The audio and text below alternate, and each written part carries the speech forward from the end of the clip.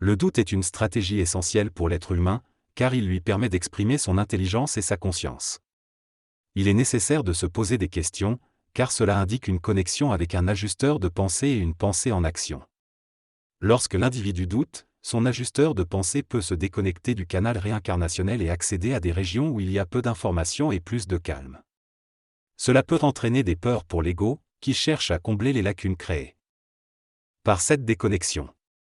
Le doute permet à l'individu de remettre en question des croyances et d'élargir sa conscience.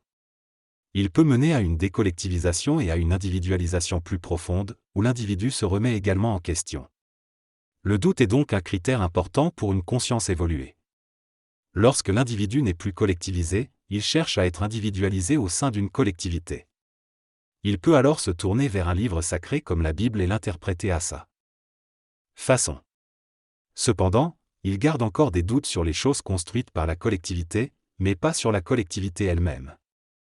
Il doute de son voisin mais pas de la société, du prêtre mais pas de la Bible. Ce stade du doute conduit l'individu à développer une conscience plus locale, puis éventuellement une conscience planétaire où il commence à remettre en question même l'existence des dieux et des forces sataniques. Il est important de faire attention car douter de leur existence peut être dangereux. Lorsque toutes les structures qui soutenaient la conscience sont éliminées, la conscience a l'impression de tomber dans le vide. Mais elle tombe en réalité dans l'homme lui-même, dans un corps physique entouré d'un paramètre vital et de l'ego. Cette descente de la conscience dans l'homme est une forme cosmique d'involution. Cette chute de la conscience peut être retrouvée dans les vieilles idéologies archétypales de la chute de l'homme ou de la conscience. Lorsque toutes les structures archétypales sont éliminées par le doute, la conscience se retrouve dans un vide où il n'y a plus rien pour l'expliquer. Le doute cosmique engendre chez l'homme une conscience planétaire du je suis, qui n'est plus soutenue par des stratégies astrales. Ainsi, toutes les structures cosmiques ayant été éliminées par le doute, l'individu se retrouve avec une conscience qui repose sur rien et il constate simplement qu'il est là. Il remet en question les raisons d'être et les récits anciens tels que plaire à un dieu ou être là parce que sa mère l'a mis au monde. Ce doute l'amène à remettre en question les histoires comme celle d'Adam et Ève. Dans ce texte, l'auteur exprime ses doutes quant à l'existence de Dieu et remet en question les croyances religieuses traditionnelles.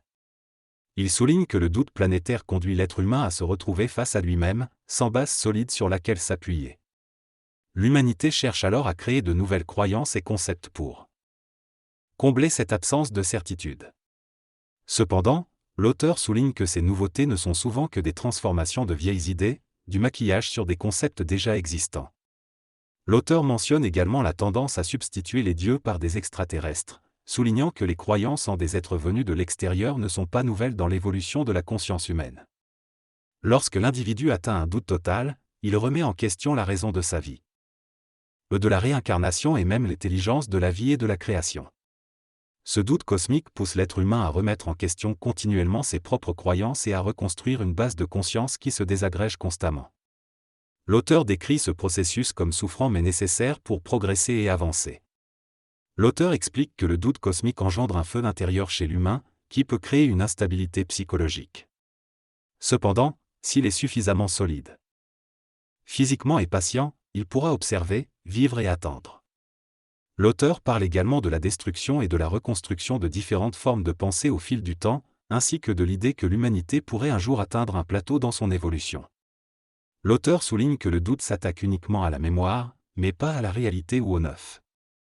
Lorsque le doute pourra consommer toute la mémoire, l'humanité atteindra sa structure finale. Cela conduira à des libertés absolues pour l'individu, qui ne pourra plus faire confiance à rien ni personne, mais qui sera fusionné avec toutes les consciences extérieures. L'auteur différencie également le doute de la révolte, en soulignant que la révolte est une lutte interne entre différents concepts et une guerre de l'ego contre lui-même. La révolte luciférienne est un phénomène qui se produit lorsque Lucifer est implanté dans la conscience de l'homme. Lucifer est le créateur de la race humaine et son objectif est de permettre à l'homme de retourner d'où il vient en abandonnant les structures matérielles. Cependant, cette révolte est une révolte humaine et se produit lorsque l'homme se rebelle contre des sphères hiérarchiquement supérieures à lui, y compris Dieu. Lucifer se rebelle contre les formes de hiérarchie qui lui sont inférieures et paraissent supérieures en raison de l'expression de notre continuum actuel. Chaque fois qu'un être humain se rebelle contre Dieu, c'est Lucifer. Finalement, Lucifer manipule Satan pour pousser Ève à donner de la connaissance à l'homme, entraînant ainsi une révolte totale contre Dieu. L'homme est perçu comme une racine divine dans le monde de la mort et Lucifer se révolte car il canalise les énergies pour nourrir ce monde et les dieux. Lorsque l'être humain évolue, il le fait d'une manière luciférienne. Cependant, il y a une mémoire et une idéologie archétypale qui font de Lucifer le trou de cul, bien que la réalité soit différente. Lucifer a en réalité tenté d'aider l'humanité dans l'histoire biblique, contrairement à Dieu qui restreint les connaissances des êtres humains. Lucifer propose à l'homme de se réveiller et de ne pas se laisser manipuler par les forces mécaniques. Il explique que le Melchizedek planétaire est un individu qui refuse la fusion avec son double éthérique et devient Melchizedek dans le contexte planétaire, mais pas au niveau cosmique. Ces Melchizedédiens locaux peuvent être des catalyseurs de l'évolution de la planète.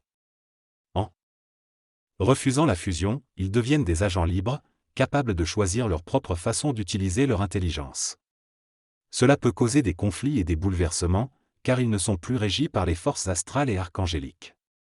Lucifer précise que leur refus n'est pas une révolte mais un choix logique. Par rapport aux phénomènes extraterrestres, il conseille de considérer toutes les mécanicités extraterrestres comme étant insignifiantes et de s'en protéger. L'auteur parle de la mortalité de l'être humain et de sa durée de vie limitée. Il évoque également des expériences liées à des phénomènes extraterrestres, tels que des bruits métalliques et de la musique céleste, et la réaction des gens face à ces événements. L'auteur aborde ensuite l'idée d'une future intervention extraterrestre et mentionne que ceux qui seront capables de s'adapter et de douter seront les plus avantagés. Il parle ensuite du concept du doute et de son impact sur la perception du vide. L'auteur discute du rôle de ceux qui deviennent des guides ou des phares pour les autres, soulignant le poids karmique qui les accompagne. Ce texte souligne le dilemme d'une conscience, représentée par un phare, qui éclaire les gens mais finira par les aveugler et les perdre. Il aborde également la question du libre arbitre et de la manipulation de l'ego par la conscience. L'ego ne peut agir librement et est manipulé par la conscience. L'auteur exprime son avantage à ne pas avoir de libre arbitre et à être guidé par sa conscience. Il mentionne le rôle du doute dans l'ego, affirmant que le doute absolu n'existe que lorsqu'il n'y a plus d'ego. L'ego tente de supporter le poids de la conscience, mais le doute grandit avec l'évolution. Finalement, l'ego peut se révolter et refuser de revenir à son état initial. Cet extrait relate l'expérience d'un individu qui cherche à se libérer de ses transformations et à retrouver son ancienne vie. Cependant, il réalise qu'il ne peut pas revenir en arrière et continue donc à se transformer. Peu à peu, il comprend que cette transformation est salvatrice, même s'il s'éteindra complètement. L'individu se pose alors la question de comment un être humain qui doute complètement peut composer avec les autres. La réponse réside dans la création de hiérarchies où l'ego se sécurise en se comparant aux autres. Pour sécuriser son ego, il faut créer une illusion de juste milieu, mais cette sécurité est illusoire. En perdant la vision des pire que lui, un individu peut sombrer dans le suicide. En revanche, s'il réalise qu'il y a toujours pire que lui, il peut supporter plus facilement son propre chemin. Pour transiger avec les autres, l'individu utilise des mécanismes comme les récompenses, les punitions, les augmentations pour satisfaire l'ego de l'autre. Cette relation entre l'être qui doute totalement et l'humain se fait au travers d'un anneau que l'humain porte et qui représente le lien entre les deux. Le doute engendre la marginalisation et les phénomènes de martyrs de la transition supplémentaire, MTS. Les MTS sont ceux qui se marginalisent mais ne doutent pas de ce que la collectivité a fait. Il faut plutôt douter de ce qui a été bâti. Le doute est une version adaptée qui apparaît quand on voit quelque chose de mieux. Celui qui doute évolue. L'efficacité dans l'action peut être affectée par le doute, mais celui qui doute de tout est nécessairement intelligent.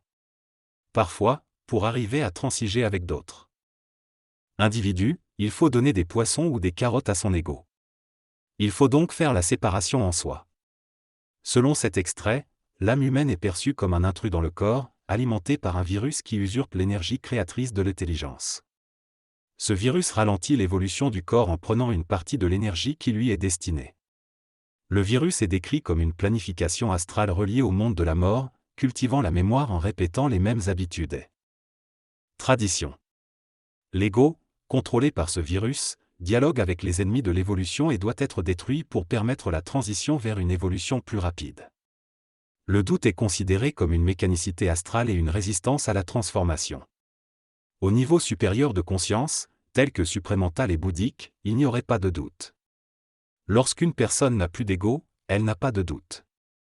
Elle analyse tout ce qui se présente à elle en fonction de sa résonance dans l'instant présent.